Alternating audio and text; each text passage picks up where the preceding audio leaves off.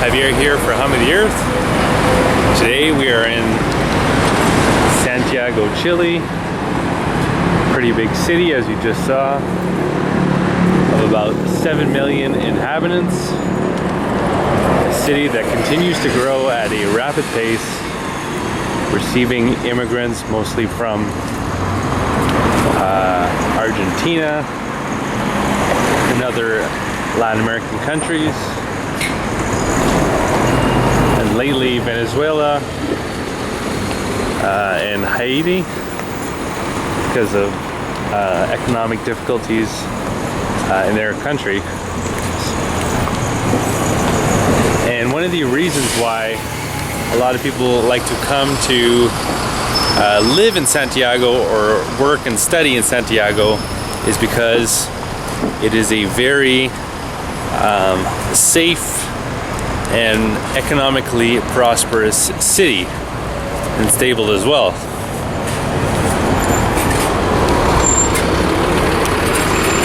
But more than that, there are fun things to do in Santiago, such as enjoy culture in places like the GAM Cultural Center, which we're at now, a place where you can see plays and dance shows inexpensively. Go to the library, go to free art exhibits, etc.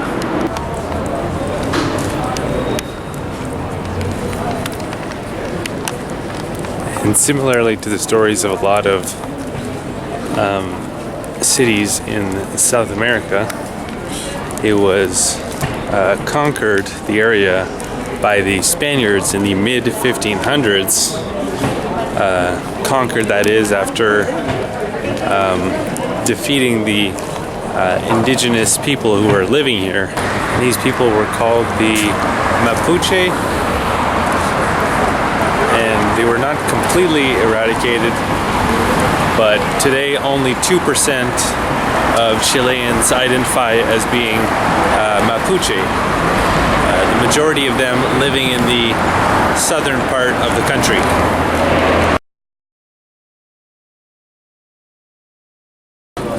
Afterwards, they built the city, destroyed by an earthquake.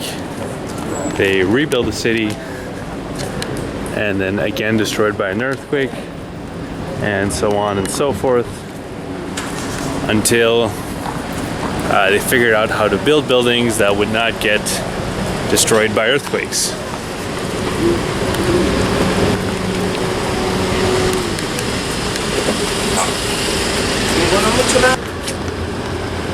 So right now we're in the Lastarria neighborhood, which is one of the older ones in the city. Built in the early 1900s. Most of the buildings here. A time when Chile was really prospering thanks to its production of nitrate, which was used for fertilizer and for ammunition during the European World Wars. This church here, Church of Veracruz, was given to Chile by the Spanish just to kind of remain friends after Chile declared independence in the early 1800s.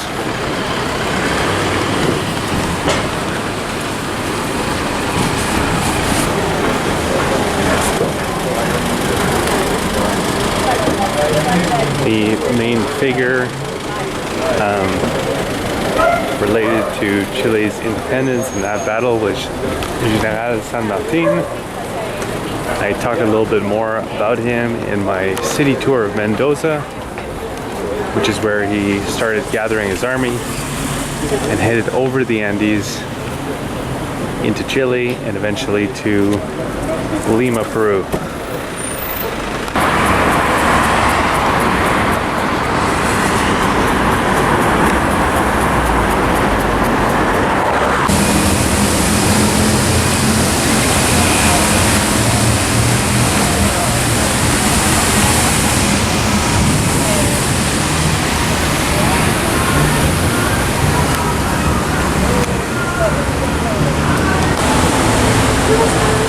this is Cerro de Santa Lucia Hill. A place that had a very important military role in many battles with the indigenous people when the Inca came.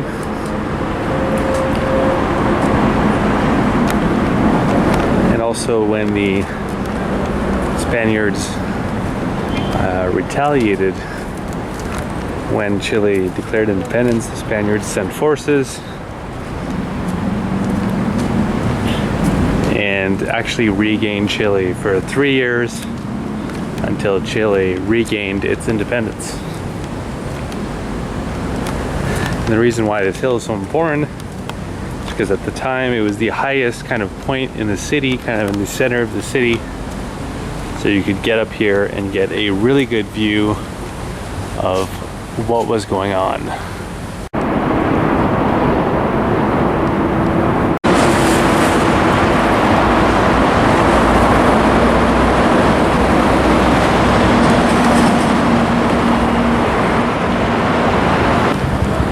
This building here is the Municipal Theater, one of the oldest buildings in Santiago. Like many other old buildings, it was kind of partially destroyed and rebuilt several times for earthquakes and fires. In front of it we have a palatial estate which used to belong to a very wealthy nitrate mine owner and banker who had a wife that was a pianist. So we decided to build this mansion in front of the National Theater.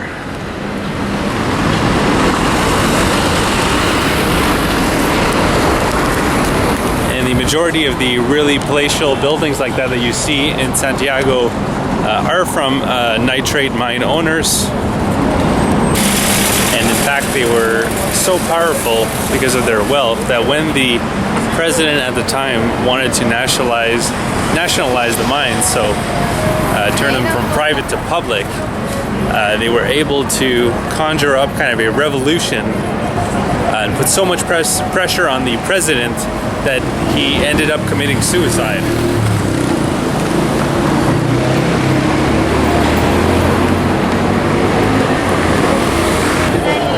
Today, agriculture still plays a significant role in the economy, mostly with copper and lithium.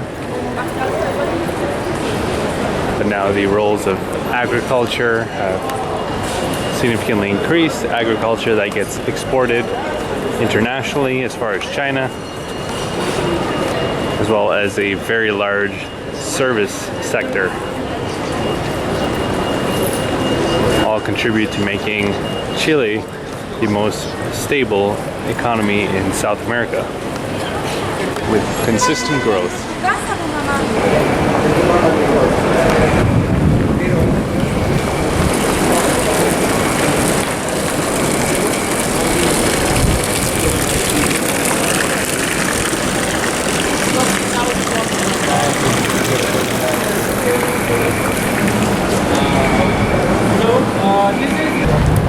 This is La Moneda, a building that was built in the 1700s and originally to be the Chilean Mint. Today is the Presidential Palace, and all the buildings surrounding it in this plaza are all ministries of the government.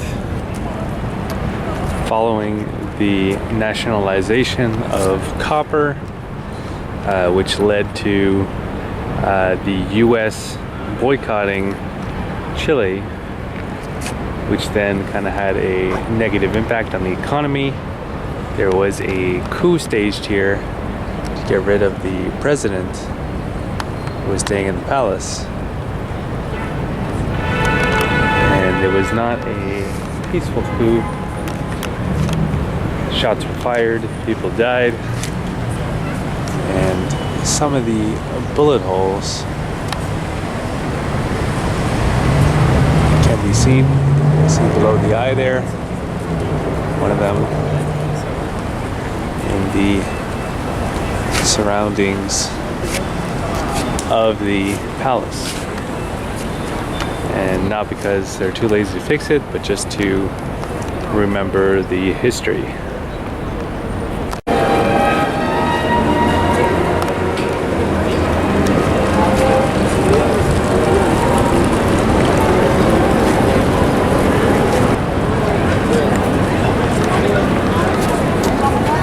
Plaza de Armas,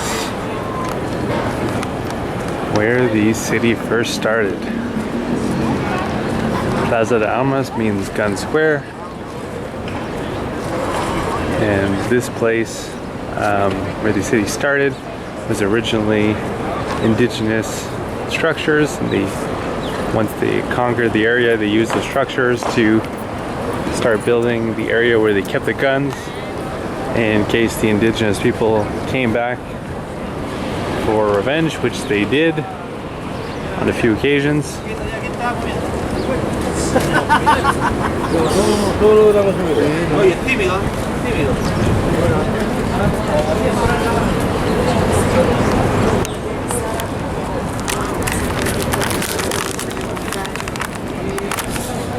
And this is where we're going to end the tour of Santiago, Chile. Hope you enjoyed it. Definitely a cool city. They had a lot to see and do, including Parque de las Esculturas, which is just northeast of the Bella Vistas neighborhood, which I checked out yesterday.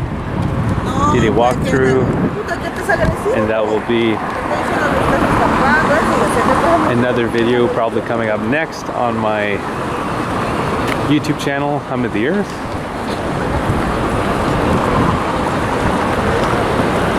And I will maybe be doing one more video of Santiago, Chile, and then I will be heading to Puerto Montt, where I will begin my journey bicycling through Patagonia, which I am very excited for.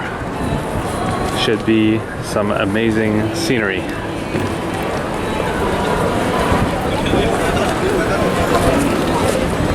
I was in Chile as part of my journey bicycling from Canada to Patagonia. If you'd like to see everywhere that I went and everything that I saw and did, I have an interactive map over on my website, followthehumoftheearth.com, where you can click on the different locations and see the blog posts and videos that I've made of these places.